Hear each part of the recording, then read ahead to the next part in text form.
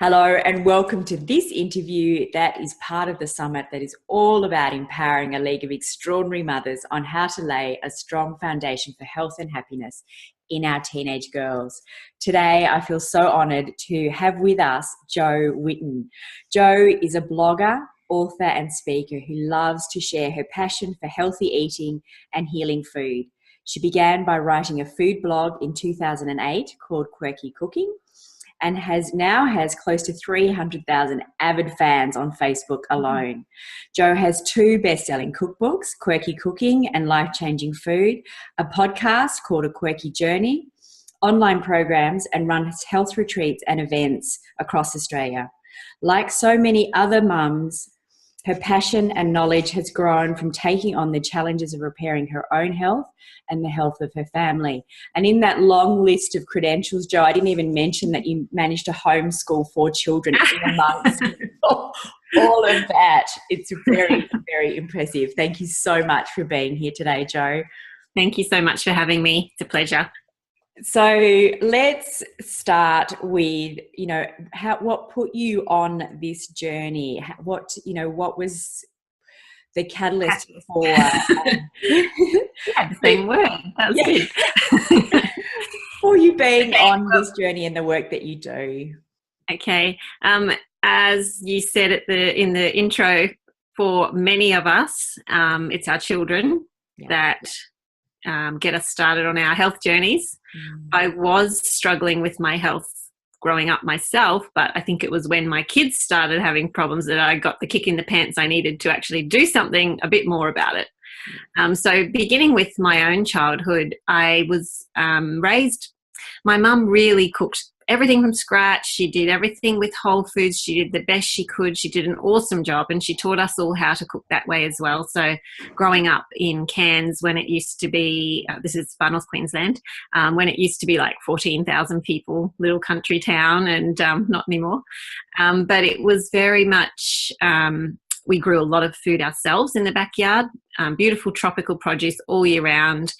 We had the lovely produce at the local markets. Every weekend we would buy produce there, like boxfuls of stuff, and Mum would always never let anything go to waste. So she was a great example of cooking from scratch and using what you've got and never wasting things, and just using basic ingredients. And the reason for that was because we didn't have a lot of money, so it was the cheapest way to do it. She even made all our own breads, cakes, biscuits. If we had pizza or anything like that, it was all homemade, which was absolutely delicious. And I used to, like, all my friends used to follow me home from school, and Mum would have fried apricot pies cooking or something, and we'd have the kids all from the neighbourhood would all run whenever Mum cooked bread, and they'd all come and cut off all the crusts, and we'd all eat that. And so she was an awesome cook and just really taught us from really young to get into the kitchen, to experiment. She really encouraged me to make up my own recipes from the time I was a little kid. They weren't all successes, but it was a really good training for me, because as I grew and got older, I realised that there were certain foods that I just didn't cope well with, dairy being the main one. When I was little, we didn't realise that was the problem. I just always had a runny nose. I always had colds and hay fever, really bad hay fever. Every morning I would wake up sneezing violently at like 6 a.m, drove my sister crazy because we had to share a room. And I always had, problems with a sick tummy. I always had trouble if I had dairy, which I didn't quite realise it when I was little, and Mum didn't either. But, I'd get the upset stomach and the headaches and things like that from dairy. And as I got older, it got worse. By the time I was in my late teens, I started to have the hormone problems and terrible period pain. I remember being at uni, and I would be on the floor in the bathroom. I'd shut the door of the hostel that I was staying in. I'd lock it, and I'd just lay on the floor, just rolling around groaning, because it was just so awful. And I went to doctors, nutritionists, dietitians through the hospital, that kind of thing. And I was put on the pill. I was put on strong medication for pain. I was very underweight. and I had bad acne. So I was given this terrible cream to put on my face that ate off the top layer of the skin. So there was nothing about healing the root cause. There was nothing about looking into why this is all happening. It was not work from the inside out, which is what we know now is what you need to do. It was just deal with the issue like a Band-Aid, stick a Band-Aid on it. And for things like the weight issues, and the dairy problems, I was told by my nutritionist that I needed to sprinkle sustagen on all my food and that would help me to gain weight. Yum, not. I was told to take these little enzyme tablets every time I had dairy or to have soy products. Again, not so great for my hormones. I was eating food. Obviously, I was away from home. Living away from home at this stage and eating junk, as well as I did have a hostel where we had house parents and they cooked for us, but it was, there was a lot of tinned vegetables and it wasn't really amazing food. Not nourishing. I just remember feeling like I'm sure there's something I could be doing with food that would help me, but I had no idea what. I wasn't studying anything to do with nutrition or cooking. I was studying art. And I was just like, but something in the back of my mind, I was always interested in healthy eating and trying to work it out. And back then there wasn't the help with the internet. There wasn't blogs and things to go to. I didn't have a computer. Back then it was very, very basic. Like if you were looking for help with food, you went and bought a cookbook. So I didn't have much money. I was a uni student, so I'd go and buy secondhand cookbooks. And, even when I was first married and had kids, it was all just, I'd dig through secondhand stores looking for cookbooks and trying to figure out health stuff and research it myself. But yeah, things got worse as I got older. I started to, sorry, my dog's making a noise. It's my dog's turn to be noisy. So my health did get worse as I got older. I had more and more struggles with my weight, just really low weight. And I would eat like crazy. Like my friends were amazed at how much I ate. And I would have to eat at least 6 times a day, like small meals. And I just couldn't absorb the nutrients in my food. Sorry. Is that noisy? No, I'm not hearing it. No. He's cuddling up on the beanbag. So then I really had to think, well, what can I do to improve my health? And I had to try and work it out myself. I didn't mention I started when the kids were little, they started to have the same sort of issues. So Isaac especially, he's my third. He was very underweight, and I think when he was about 9 months old, I was keeping really careful track of, with my kids, I really kept track of their growth charts and how many wheeze and poos they did and all that. I was one of those mothers and wrote everything down in charts. And so I'd take it to the doctor and say, he hasn't done a poo for nearly 2 weeks. What's going on? And it was all to do with not getting enough food. By then I was having trouble breastfeeding. They just weren't getting the milk that they needed. And so then I had to add formula to the mix. He was constipated. He was always like struggling. And then as they got older, you could really see that it was food intolerances. And so with my fourth, I had a lot of trouble breastfeeding her, and I was told she is reacting to something in your milk. So I started to be really careful with dairy around that stage. And I had sort of been up and down with it. And sorry, my daughter's just about to burst into the room. I'm doing an interview. Sorry. I'm using her room. It's all good, Jo. So I had to learn how to start changing my diet. And so my early training really helped me with that, because instead of focusing on, I can't have this, I can't have that, I can't have all these foods, I focused on, okay, what can I have and what can I make with those ingredients? Because that's what my mum had taught me from really young anyway. What have we got in the cupboard? What's in the garden? What's cheap at the markets this week, what's on the throw out at the supermarket. That's how we cooked growing up. And so when I had to change my diet and start to pull back, I was like, okay, well, what can I make with this, and this?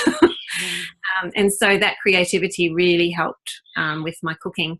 And so I began like pulling back on the dairy, and then I started going to a naturopath. And this was when things really started to change for me, because for the first time of seeing a medical professional type person, I was actually told, yes, food is important and you should do something with food. And I was like, yes, I knew it.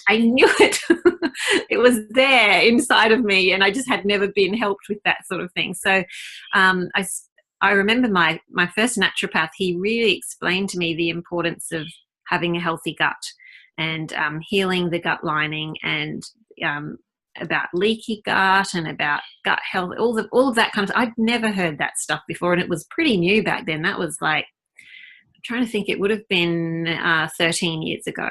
He started explaining all that to me, and I remember him drawing pictures for me, and it was, most of it just went over my head. You know how it is when you first start hearing something, it's just like, you can only take so much in, and you just have to keep hearing it over and over before it really sinks in, for most of us. And so I started doing little bits, and it was just a gradual journey of working on little things one at a time. And I was like Mum, cooking most things from scratch, and I started to grind my own grains and make my own flours. And then I went from wheat, like bought wheat flour, to home ground, stone ground spelt. And then I went, okay, I think I actually need to go gluten-free. So I went mostly gluten-free, pulled back the dairy, pulled back the sugars, started using just natural sweeteners, and just gradually worked my way along. Cindy O'Meara's book, Changing Habits, Changing Lives, came into my life at about that time. And that was awesome.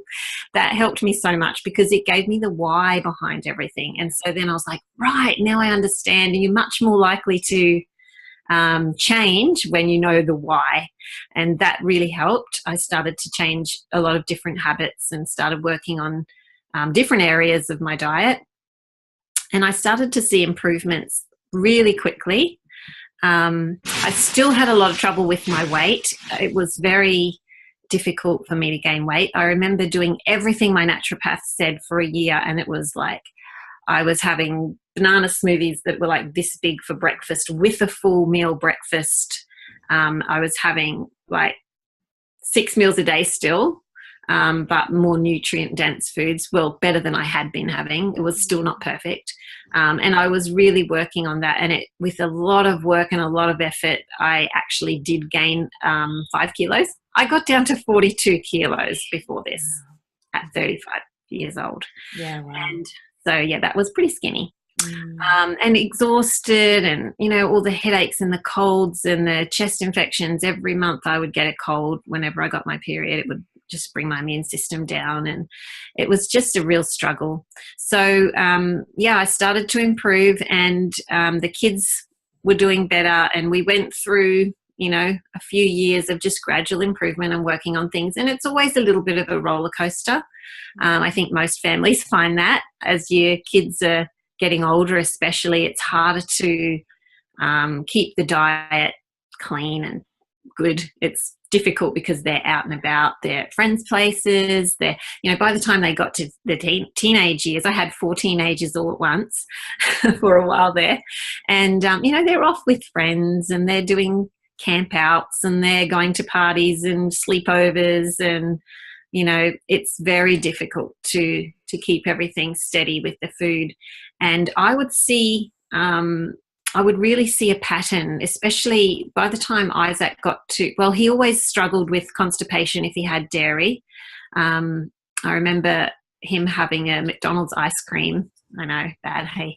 And he got constipated so bad that it took about 2 weeks before that cleared up. And he was just exhausted, like laying on his bed, lethargic. And I was like, wow, I've really got to keep an eye on this. And he was always my most sensitive one. And so he started to struggle really badly at about 11. You know, as puberty sort of starts to kick in, that's when you often see teenagers or young, just preteens, you start to see the anxiety and the mood swings and that kind of thing really kicking in, and that is so food and gut related. So when you do start seeing that, if you do start seeing that with your girls, just remember it's not just it's a hormonal thing and there's nothing you can do about it. It's so much depends on their diet and their gut health, and it can be improved with that. Hormones are very much affected by gut health. So anyway, Isaac got a bit rocky around 11 years old. And at that time I was writing my first cookbook. And I remember I was also a manager with Thermomix. I was traveling a bit. I was doing a lot of work, and I was homeschooling. And so I would have him sitting on my lap at the computer while I worked on the cookbook. I would have him under my arm while I cooked. He was always with me because he just wasn't coping at all. He was very anxious, and I couldn't figure it out. But I thought, again, a gut instinct said to me, pull his diet back. And by this time I'd been hearing more about gut health. And I'd been hearing more about the benefits of going grain-free. And I thought, well, I'm going to try grain-free, dairy-free, sugar-free. I did that for a week, and his health just shot back up to good again. And I was like, wow, in 1 week. And so, his moods, like, he wasn't perfect, but it definitely leveled out, and it was much more bearable. And he sort of went through a good stage again for a while. And, when things are going really well, you go, well, we can have a little bit of dairy. We can have a little bit of sugar. Oh, we're out and we're just going to have a hamburger. We're just going to have a packet of chips. It'll be okay. We're going to have an ice cream. Everything's okay as long as we don't do it too much. Everything in moderation, especially, when you're around grandma. And, and it just got a little bit rocky again. And then it suddenly went downhill. And I feel like it was very much the bucket syndrome, where you're just slowly putting things in the bucket. It's fine, it's fine, it's fine. And then one day it all overflows. And one day it really did overflow for Isaac. So he had gotten quite obsessive about computer games, which is a very common thing at that age, 13. And I hadn't actually noticed how obsessed he was, because I only let him play an hour or two a day. But apparently, he told me later that he could not stop thinking about it. He would draw it. He would think about it all day long when he was doing his school. It was just always on his mind, these Minecraft and these games that he played. And so one day he said to me, Mum, I think I'm going to have to stop playing computer games because I keep obsessing over them. And I said, okay, that's good. I'm glad you made that decision yourself. And he stopped. And then the next day, he just had a major crash. And I think for him, the obsessions and the anxiety and everything, if he had something to really focus on, it sort of propped him up. And when we took that obsession away, he just crashed. And obviously it wasn't just a mental health issue. It was a gut health issue, because that affects your brain. And I knew that. I'd been hearing a lot about gut health by this stage, and I had researched a little bit, read a bit about the GAPS diet, but I was like, well, we don't need that. And I had sort of thought, well, that's really good for people that need help with major healing, but we're fine. And we're just, we're fine just having 80-20. Yeah. But then when Isaac crashed so badly, I was like, right, gut health. So I started really picking people's brains, like Cindy O'Meara and Damien Christoph and Jude Blureau and Brett Hill and all these friends in the health world that I knew understood this stuff. And I was like, what do I do? How can I heal this? How can I heal him? And we really talked through it all. And they were all in agreement that it was gut health related. And I remember talking to Jude Blureau about it, and she's very much a proponent of GAPS for deep healing and then getting back to whole foods. And she said to me, tell me about the rest of the family's health. And I'm thinking, well, we're not so bad. It's just Isaac we need to work on. And so I started talking about it with her, and I was like, well, India's 17 and she has candida and she struggles with sugar addiction, and she gets these tingling feelings all in her face. And then she gets her muscles just all cramp up in her arms, and she just goes like claws, and she lays there and cries, and I have to massage it and, you know, put magnesium oil and give her magnesium and try and get that to calm down. And she's got terrible mood swings, and she, you know, I was thinking of all these things that she had, and then I thought, and my oldest son, who's 15 at the time, he has really bad problems with his sinuses and all the stuff that I grew up having trouble with, the hay fever, the colds, the runny nose, the snoring. Well, I don't know if I snored, but he did. I say I didn't. And he was very much struggling with brain fog, struggling with school, clumsy. So that's all things that are gut health related. Cassia, my youngest, she had a bit of eczema. She was probably the healthiest of all the kids, but yeah, there was a bit of eczema there. And then myself, we all, you know, struggled a bit with dairy, and I had the food intolerances and the thing, and I still hadn't gained enough weight. I was probably 46 kilos by then, maybe. And so it was really obvious to me, oh, we actually all need to do this. So I said to the kids, right, tomorrow we're starting GAPS, and I told them what it was, and there was like door slamming, crying from a couple of them. But Isaac was really on board because he had been researching with me and reading things on the internet. And this is really important for the teenagers. You know, they're old enough by that age that they need to understand the why behind things. If they'll read a book like Changing Habits, Changing Lives, definitely get them to read it. Yeah. If they will listen to podcasts, if they will even just read a short couple of articles online that are something to do with what they need help with. We really found that with Isaac, once he started to research it for himself and he understood how other people had gotten through, oh, by the way, he ended up being diagnosed with severe OCD and anxiety, and they put him straight onto medication, started seeing a psychologist, and I was like, right, this is not going to be forever. I'm going to get him off this medication. And that's why I said we're starting GAPS. So he, once he started researching it, he realized that people do get better from this, and that gave him hope. And once he had hope, he was ready to do something about it and not just lay on the floor and scream and cry, because that's what he'd been doing. He'd been, you know, just randomly throughout the day screaming and crying and throwing his arms around and just uncontrollable. And this is a really gentle, sweet, happy kid usually. He couldn't even feed himself. He got to the stage where at 13 I was spoon feeding him. So he, in his moments of lucidity, because they were like off and on, he would read and listen to me read him things. And so he decided, I'm going to do this, I'm going to get better. So he started researching the GAPS diet and what foods were allowed on each stage. And he had it all memorized because he's got that kind of brain. And so if I accidentally started to give him something he wasn't supposed to, no, Mum, that's not allowed till stage 2. He was really funny. But we got all the kids on board because I said to them, look, if this is going to help your brother, it's going to help all of us, because by that stage, no one was coping with his behavior and with the constant crying. So we jumped in, started GAPS, and within a week I went, okay, this is too hard, because I wasn't prepared. So we went back to full GAPS, which is a very varied diet. It's more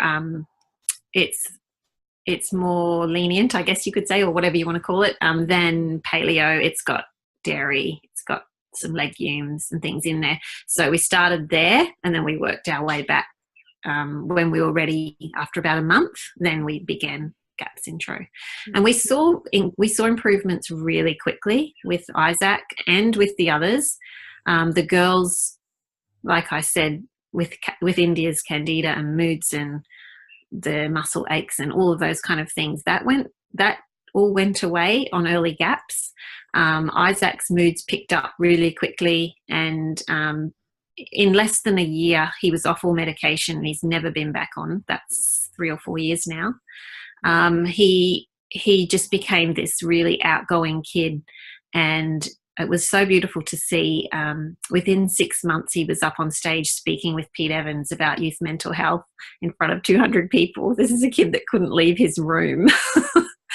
And he spoke with me at seminars, and he spoke at the Wellness Summit with me a couple of years ago in front of 900 people. Yeah, I was there. Yeah. Oh, cool. Yeah. And he's just really taken off since we worked on that healing, and seeing the difference between okay, healthy whole foods are great, and that's what we need to focus on. But if you have deeper issues, you've got to go deeper, heal that, and then come back to the whole foods. And so we're back to the whole foods now, although we do keep quite a few GAPS meals in the weekly plan just to keep the health up. But mostly we're just whole foods. And I find that I see this with so many people, that it really can change your life. And that's why we made the cookbook Life Changing Food. And we found that when you start eating this way, it's so simple. It makes so much sense. And you're just like, why wasn't I eating this way before? And why doesn't the whole world eat like this? It's just common sense. Yeah. And we've just gotten so far away from that in our society, and we're seeing the results of that. We're seeing kids with anxiety at really young ages, even suicidal, and it's not a personality thing. It's an imbalance in their body. It's something to do with their gut. It's the microbiome. We get emails all the time from parents that are really struggling with their kids, and we've had an email from a mum saying, my 5-year-old girl is suicidal. What do I do? And why is it starting so young? Why is it even happening at all?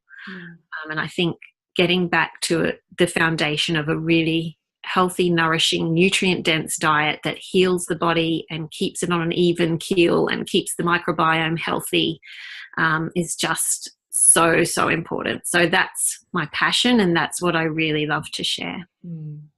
That theme of anxiety has just come up. There's 23 speakers on this summit now, and it's just come up over and over and over again. It's just so prevalent, and something that so many families are trying to get their heads around how to deal with it. And so it's great to hear your story, Jo, and to get and yet another perspective on how to start addressing this. One of the golden things that I take away from your story is that moment of thinking about your other children whose symptoms aren't so obvious, and going, no, we're all basically fine. And I think as a society, it's become so normal to be fairly chronically unwell, with whether it's recurring PMS, headaches, itchy skin, all these things. It's become so normal, and it comes into the way that we think about things, and you just have to deal with it, and there's no thought process that comes via the medical association that we can actually change it, and that's not normal. Yeah. I forgot to say, with my weight, within like all those years of working so hard to try and get my weight up by force feeding myself, basically, and that wasn't the answer. The answer was to heal the gut. And when I healed the gut, then I could receive the nourishment from my food, and I was eating high nutrient, nutrient dense foods, and I wasn't eating the starchy fillers and the stuff that really doesn't do much good. That was just out of the diet. And I gained near 8 to 10 kilos in 1 year. Yeah. So when I look at the difference, like, how the photos pop up on Facebook from a year ago, I love that, because I always look at myself a year back or 2 years back and go, whoa, the proof is in the pudding. Yeah. I can remember seeing you speak for the first time on a stage, and I remember hearing subsequently that you'd got yourself there, and it was while Isaac was at his absolute worst. Yes, and I just remember being just about in tears listening to the story, Jo. I just can't even begin to imagine what it was like. Yeah, it was pretty awful. That was the Wellness Summit where we had just started GAPS, and Isaac was still not in a great way. He'd only just begun working through GAPS, and it was it was very hard because I wasn't at the stage then where I could even talk about it. I talked about it to like the speakers privately, but I didn't speak about it much on stage because I would have burst into tears. And it took me 6 months before I could talk about it because it was a really rough time. And if anyone wants to know more about the story and from Isaac's viewpoint, because I think if you've got kids going through anxiety, especially teenagers, it's really good to hear it from another teenager's perspective and their thoughts and how they got through it, because Isaac is really good at verbalizing his thoughts, and a lot of kids aren't, and so parents don't realize what they're going through. They don't understand what's going on in their heads, and at first my husband didn't understand, and he would get angry at Isaac when he was like going ballistic, losing the plot, screaming for no reason. He was like, he's just doing it for attention. I'm like, no, there's something terribly wrong. This is not him. And once we got to the stage where he'd calmed down enough that he could talk about it, then we understood more that he felt like he was in another world that he couldn't get out of. He couldn't escape.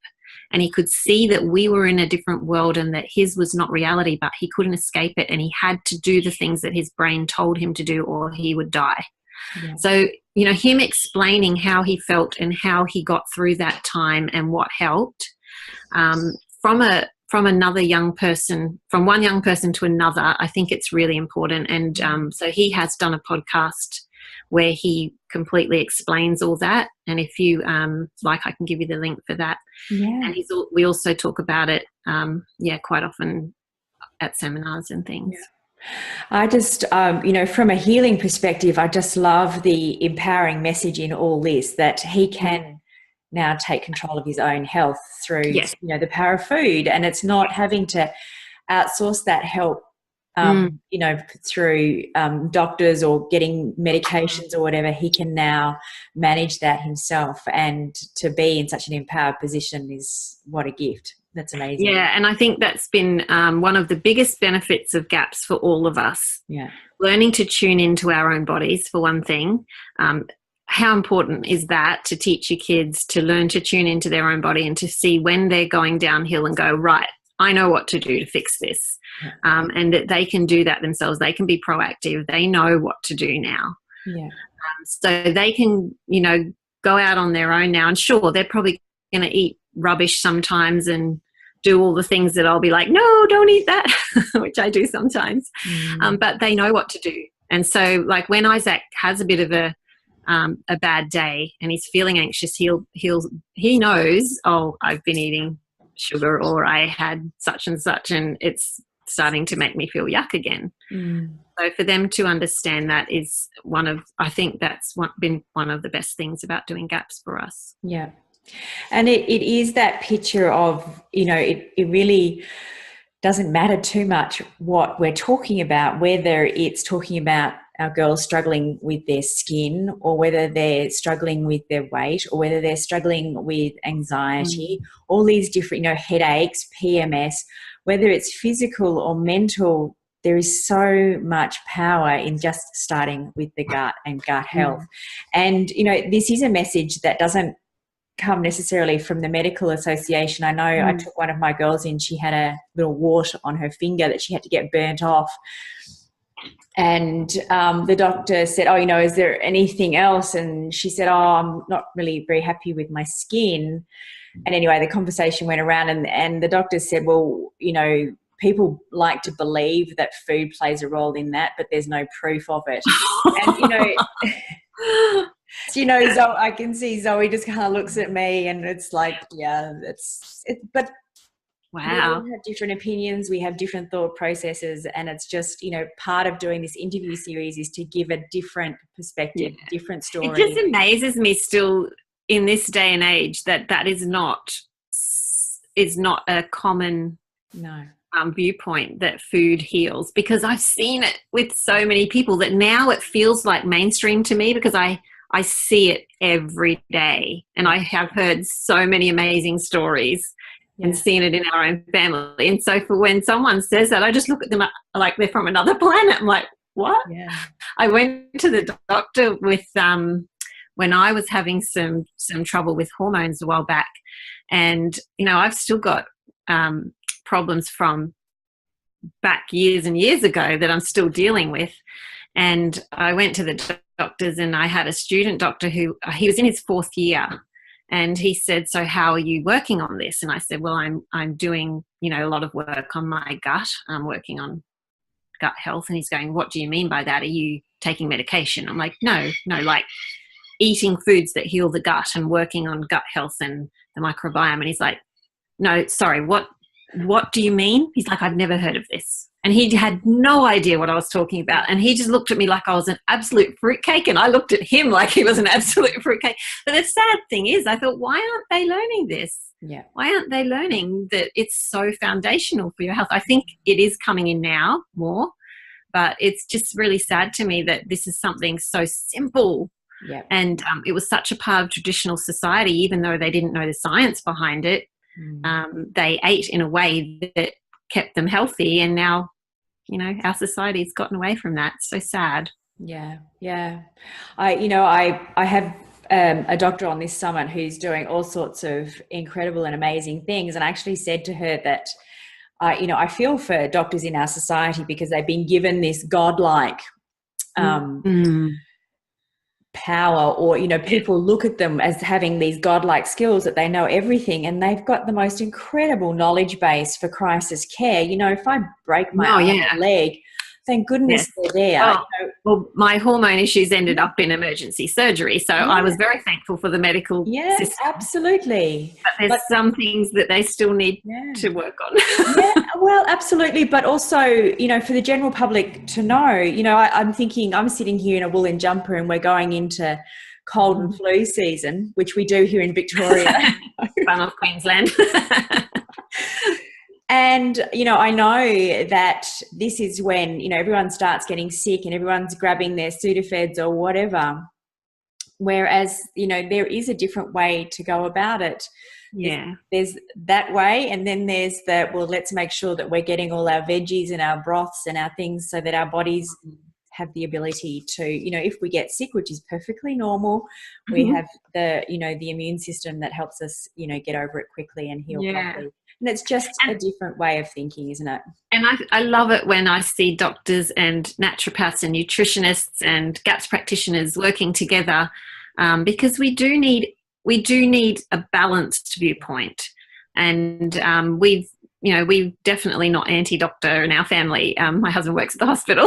But it's just, I would just love to see nutrition as a bigger part of medicine. Yeah, but then, they might take some of my job away, and that's we got to share the love. Just all work together. That would be nice. Yeah. Jo, we're almost getting to the end of our time together. I know that you have a free gift for our audience. Did you want to tell them a little bit about that? Yeah, I would love to offer a discount for you guys if you would like to sign up for our online gut health program. We have a program that helps with healing, cooking for healing the gut. So it is based on the GAPS intro protocol. So if you're, just working on whole foods and you're not really needing to do deep healing, you can still use the recipes in the program and just use them randomly, and that's a nice recipe, I'll cook that one tonight. And there's cooking videos and things like that.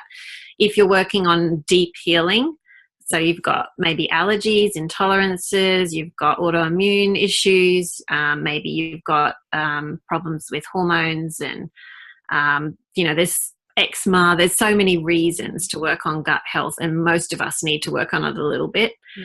Anxiety, mood swings, fibromyalgia, there's so many reasons. So if you do struggle with these things and you want to try and do some work on that, the program's really good for supporting you for that. So it has you get the program all at once, so you can just go in and use whatever bits you want, or you can start from the beginning and work through. It depends where you're at. But like I said, for us, we ended up beginning with just full GAPS recipes and just using bits and pieces until we were ready to go a bit more hardcore, and then we went back to stage 1 of intro. I would really recommend looking into what GAPS is before if you want to buy the program, maybe look into what that is first. If you go to our website, quirkycooking.com.au, you can click on the Where to Start tab, and it will show have a section in there about what is GAPS, and there's an article about how to get started with GAPS, and that's really just about getting back to whole foods. And then we also have the GAPS program linked from the website, and there's the podcasts, so you can listen to those and get an idea of what we do and what's helped us. And we interview a lot of different practitioners and mums and all sorts of people. But if you want to purchase the program and you'd like to have someone holding your hand and walking you through gut healing, and also just beautiful recipes that will help to nourish your family, and a really awesome support group on Facebook, which is a closed group. You can't find it unless you're part of the program, and we have a GAPS practitioner and a naturopath in there to answer questions. And that's just forever. It's just a lifetime membership, so it's very helpful. And we'll give you 10% off the program. Oh, that's amazing, Jo. Thank you so much. No worries. So for the mums with teenage girls that are tuned into this, as a mum who's, been a teenager and you've got two teenage daughters, if you could give one really empowering message for them to take away, and I'm putting you on the spot, what comes to your heart? What's the most empowering message that you can leave them with?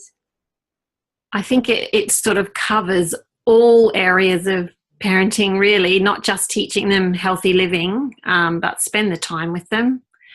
That's the most important thing that I've found in our journey in all areas. So when Isaac was going through so much of the anxiety issues, it was the time and just having him there by my side and spending that time to constantly talk through his fears, and to be able to spend the time to cook for him, to nourish him, and to research the things that we needed to know. And it takes a lot of time to be a parent. It's full on, but it won't be forever. Like they'll probably be in your home for 18 or 20 years or something, maybe longer. But they're going to be gone, and just put in that groundwork of when they're younger than teenagers, when they're little, spend the time talking to them, and every day have conversations, have them by your side working with you in the kitchen, so that they see how you cook and how you make things and what your thought processes are. Speak out loud while you're doing it.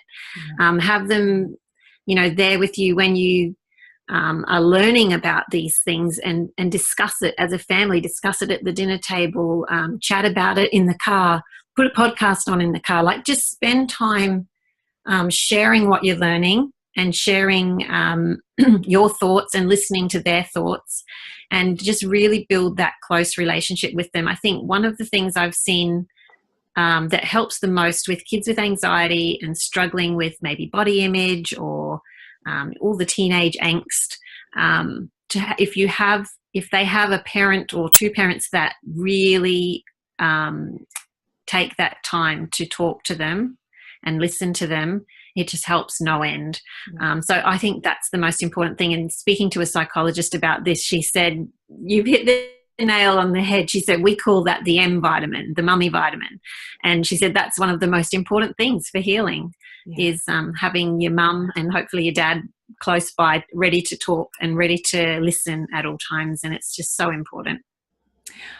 There's another speaker on this summit called Kim McCabe, and she does year-long mentoring programs with teenage girls in England. She's really a phenomenal woman, and that was her core message in her interview. Oh, beautiful. I can't wait to hear that one. Yeah, just spending time. Yeah. it's so simple.